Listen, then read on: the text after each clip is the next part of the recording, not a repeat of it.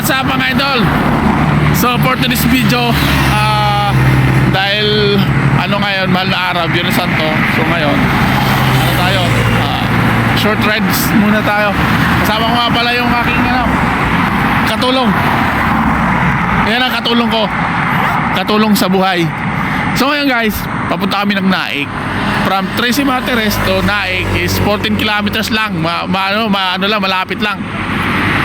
So pupunta kami ng Naik sa tita ko. Isingit ko lang to.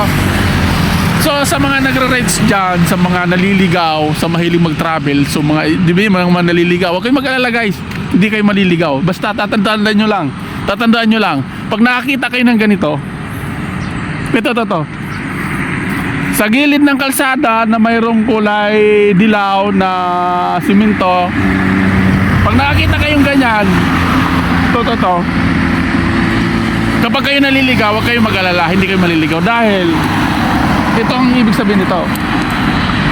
Yan. Galing kami ng 13 papuntang Naik.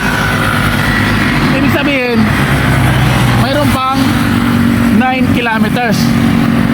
So galing 13 papuntang Naik, ibig sabihin 9 kilometers pa.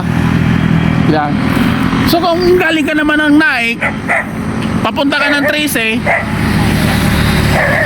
PM, Tracy Martires, ibig sabihin simula dito sa kinatatayuan ko papuntang 13, ibig sabihin mayroon ka pang 5 kilometers.